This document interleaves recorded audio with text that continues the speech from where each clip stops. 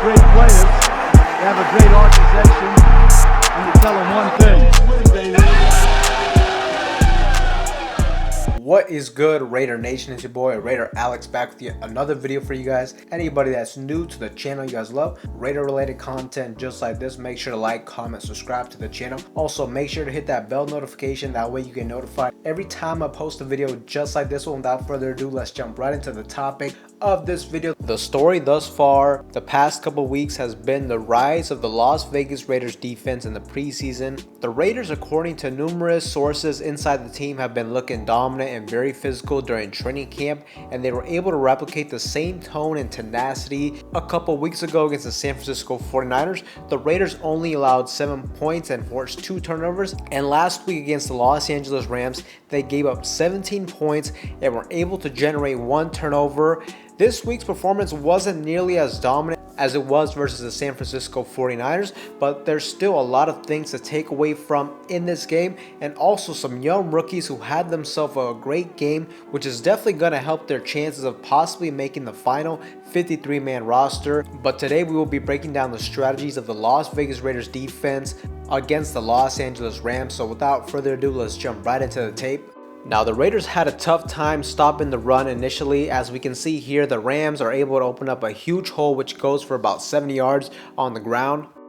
This next play right here, great play by our free agent linebacker signing Robert Spillane. He's able to come down and help stop the run. Rams rookie quarterback Stetson Bennett here was lucky this pass was not interception. He just threw this into a heavy amount of traffic. Good job by the Raiders secondary. The Raiders drop back into a cover 3 and get beat for a big chunk play down the field. Not sure why they decided to have 2 defenders up so high covering the flat, and it ultimately bites them in the back. Now right here, either a miscommunication or just the wrong route being ran leads to an easy interception for our safety Isaiah Polamalu, who takes this to the house for a pick 6. And not gonna lie, I was impressed by his speed right here, but I will say this turnover came from the Rams offense, from their mistake, and not necessarily a forced turnover that this defense was able to generate. So something to keep in mind. Here we can see defensive end Malcolm Coombs is able to swat the hands of the right tackle and gets pressure on Stetson Bennett, which forces an incomplete pass. Good deep coverage here from our rookie safety Christopher Smith out of Georgia. He's got the speed to break on this pass, and unfortunately he was unable to get the interception since the ball was just slightly underthrown and it just barely hits the turf before he gets the chance.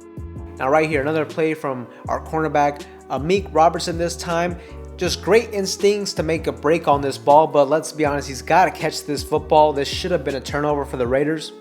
Right here, good play overall stopping this run, but I want to focus on 2 players on this play. First, number 57, Drake Thomas. He's got the decisiveness and the speed to shoot the gap, and although he doesn't make the tackle, he forces the run to the inside, and this is where their second player, defensive tackle, number 92, Neil Farrer Jr. is able to fight through 2 blocks and make the stop. Great play by the big fella.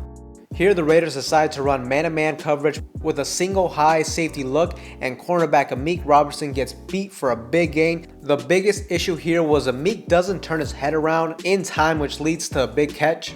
Now once again, number 57, undrafted free agent linebacker Drake Thomas is able to make another good play against the run. He's so quick to diagnose and recognize that run, and after that he's just got one speed and boom, comes up and makes a good physical tackle. The Raiders run defense gets fooled here for an easy quarterback read option touchdown.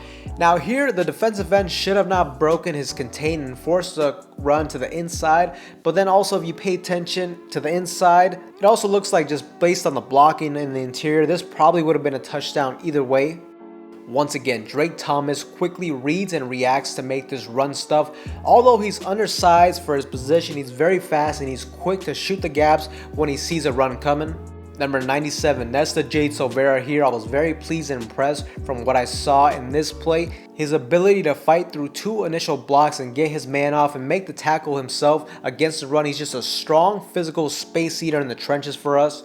And right here, definitely a cool moment. We get our international player, defensive end David Agoa. Number 62 runs a stunt and goes untouched for his first NFL sack.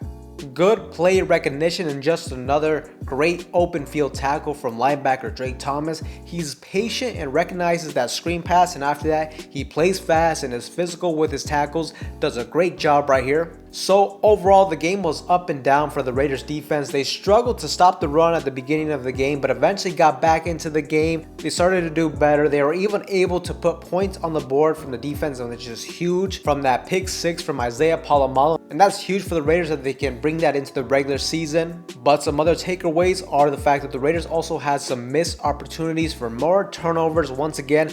Especially with, Amik Robertson's drop interception. And really what was most interesting about this game on the defensive side of the football is you can see the battle and the competition for that final 53-man roster getting more and more fierce as time is really winding down. They got one more game at this point, and these players, they have to go out and prove themselves before that deadline. Especially there's players in the cornerback room that are on the bubble, like Amik Robertson, who I think he could have had a better game. He should have had an interception. He didn't do a good job turning his head around. But that's just one example. Just in general, there's just so many different roster spot competitions. And we also saw a guy like undrafted free agent linebacker Drake Thomas, who had a great performance, being disruptive against the run and overall just being always around the ball and bringing runners down to the ground. This game, I think, was a huge statement for him to make that push onto this final 53-man roster. The Raiders now have one game left, and it'll be huge for these young players to show what they got before the roster gets cut so drastically. We're definitely gonna have to pay attention to the cornerback group. The defensive end position is going to be interesting to see who stays on the roster. Also the defensive tackles as well. So I'm really excited to see who was able to play in the final preseason game against the Dallas Cowboys. But Raider Nation, what did you guys think of the defense's performance last game against the Rams? Let me know in the comment section down below. That being said, that's all I have for you guys in today's video. Anybody that's new, make sure to like, comment, and subscribe. That being said, I'll see you guys in the next one.